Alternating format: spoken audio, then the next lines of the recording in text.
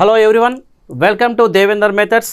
ఈరోజు మనం ఈ యొక్క గణిత విలువల వర్గీకరణ మీద చాలామంది పిల్లలు కన్ఫ్యూజ్లో ఉన్నారు.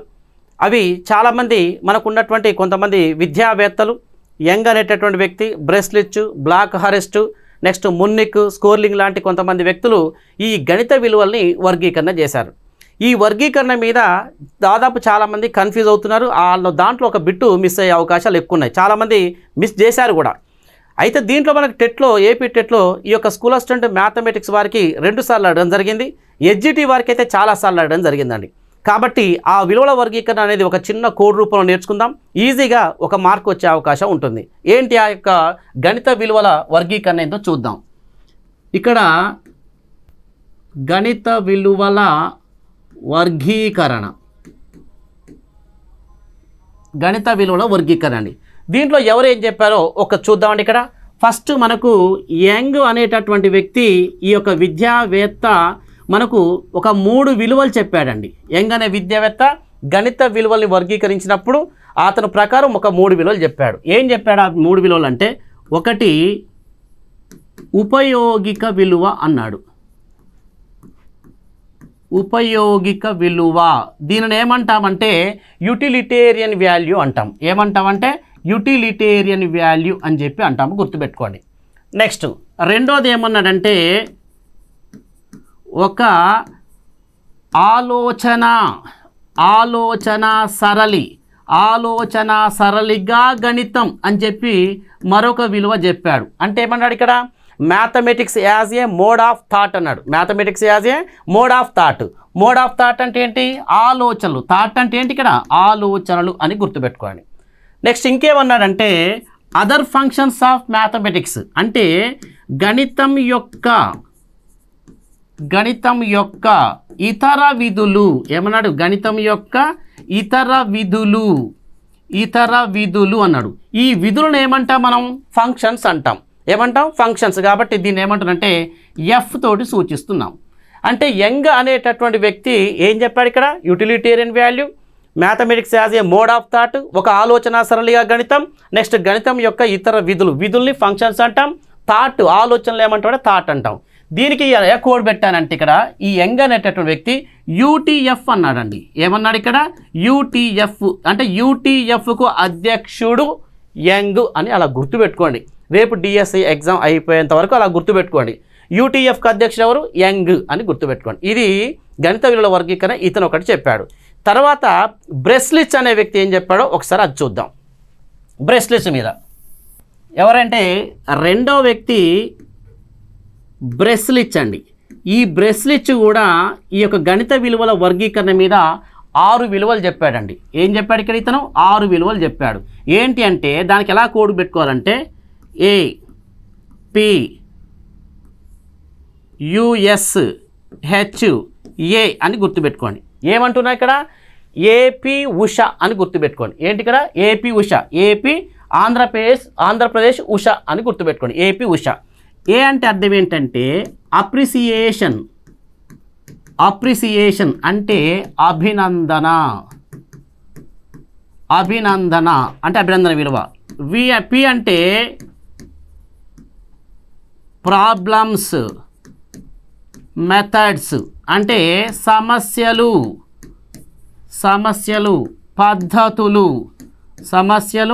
పద్ధతులు అని చెప్పి వర్గీకరణ చేసి చెప్పాడు. యు అంటే అండర్స్టాండింగ్ అంటే అవగాహన విలువ అని చెప్పి అన్నాడు.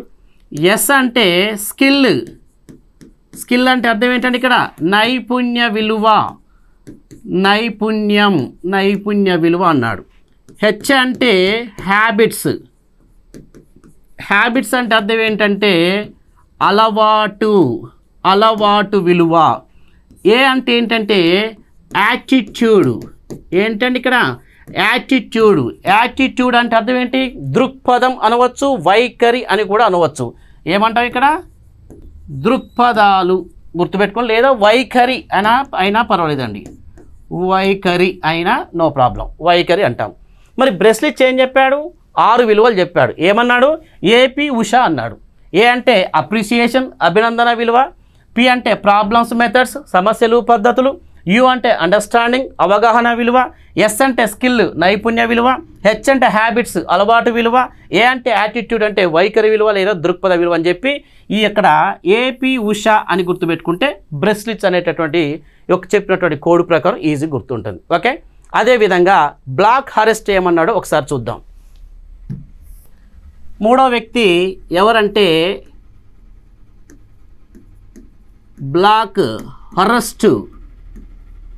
బ్లాక్ హరెస్ట్ అనేటువంటి వ్యక్తి 3 విలువలు చెప్పాడండి. ఏం చెప్పాడు ఈ 3 విలువలు అంటే చూడండి ఒకసారి. ఏఐసి అంటే అర్థం ఏంటి? ఆల్ ఇండియా కాంగ్రెస్ అని గుర్తుపెట్టుకోండి. All India Congress. ఏ అంటే అర్థం ఏంటి అంటే యాటిట్యూడ్. ఐ అంటే అర్థం ఏంటంటే ఇన్ఫర్మేషన్. సి అంటే అర్థం ఏంటంటే కాన్సెప్ట్. ఏంటండి? కాన్సెప్ట్. మరి యాటిట్యూడ్ అంటే ఏమన్నా మనం వైఖరి కానీ దృక్పథం కానీ ఎలా అయినా పర్వాలేదు, వైఖరి విలువ. ఇన్ఫర్మేషన్ అంటే ఏంటి? సమాచార విలువ. ఏంటంటే ఇక్కడ సమాచార విలువ, సమాచారం. కాన్సెప్ట్ అంటే ఏంటి? ఇక్కడ భావన విలువ అని గుర్తుపెట్టుకోండి. ఎవరైనా చెప్పింది బ్లాక్ హరెస్ట్ ఈ యొక్క గణిత విలువలలో 3 రకాలు చెప్పాడు. ఆల్ ఇండియా కాంగ్రెస్ అన్నాడు. ఏమన్నాడు ఇక్కడ? ఆల్ ఇండియా కాంగ్రెస్ అన్నాడు. ఓకేనా? తర్వాత ఇంకొక వ్యక్తి అన్నాడు. ఎవరంటే స్కోర్లింగ్ అనేటటువంటి వ్యక్తి. ఇక్కడ రాస్తున్నాం. స్కోర్లింగ్ అనేటటువంటి వ్యక్తి ఇతను కూడా కొన్ని చెప్పాడు. ఏం చెప్పాడంటే చూద్దాం ఇక్కడ. స్కోర్లింగ్ అనేటటువంటి వ్యక్తి ఇతను ఏం చెప్పాడు? ఇతను కూడా చూడడం ఒకసారి. ఆల్ ఇండియా కాంగ్రెస్ ఎబిలిటీ అన్నాడు. బ్లాక్ హరెస్ట్ ఏమన్నాడు? ఆల్ ఇండియా కాంగ్రెస్ అన్నాడు. ఇతను ఏమన్నాడు? ఆల్ ఇండియా కాంగ్రెస్ ఎబిలిటీ అంటే సామర్థ్యం అంటే స్కోర్లింగ్కి ఏమున్నట్టు? సామర్థ్యం ఉన్నట్టు అలా గుర్తుపెట్టుకోండి. ఏ అంటే సేమ్ ఏంటంటే యాటిట్యూడ్. ఐ అంటే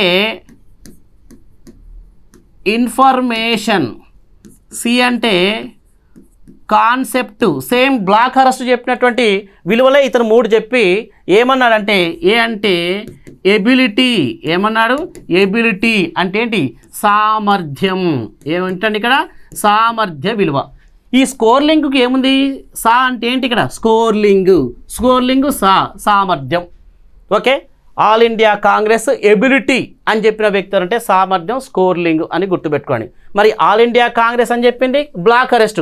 సేమ్ అవే విలువలు ఆల్ ఇండియా కాంగ్రెస్ చెప్పి ఎబిలిటీ అంటే సామర్థ్యం ఉంది అని చెప్పి ఎవరు చెప్పారు? స్కోర్లింగ్ అనేటటువంటి వ్యక్తి చెప్పారు. ఈ 4తో పాటు ఇంకొక వ్యక్తి ఉన్నాడు. ఎవరైనంటే మున్నిక్ అనేటటువంటి వ్యక్తి. అతను ఏం చెప్పాడో ఒకసారి చూద్దాం. మున్నిక్ అండి. ఈ మున్నిక్ ఏం చెప్పాడంటే చూడండి ఒకసారి. మున్నిక్ ఇతను మనకు చెప్పినటువంటి విలువలు 4 విలువలు చెప్పాడు. మరి బ్రెస్లిట్స్ 6, యంగ్ 3 విలువలు చెప్పాడు.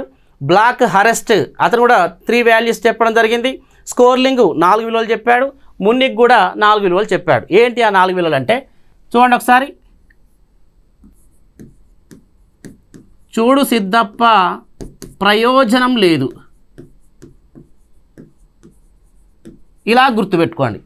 చూడు సిద్ధప్ప ప్రయోజనం లేదు అని చెప్పి ఒక పవన్ కళ్యాణ్ డైలాగ్ అని గుర్తుపెట్టుకోండి. చూడు సిద్ధప్ప అంటే సిడి అంటే ఏంటి? చూడు.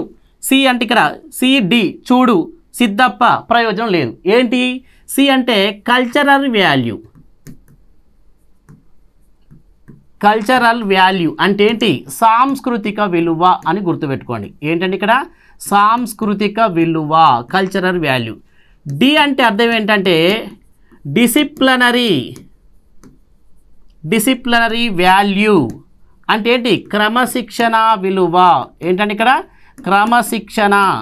క్రమశిక్షణ విలువ అని గుర్తుపెట్టుకోండి. సిద్ధప్ప అంటే చూడండి ఒకసారి. సిద్ధప్ప అంటే సిద్ధపరిచే విలువ. ఏంటంటే ఇక్కడ సిద్ధపరిచే విలువ అంటే ప్రిపరేటరీ వాల్యూ అంటాం. సిద్ధపరిచే విలువ.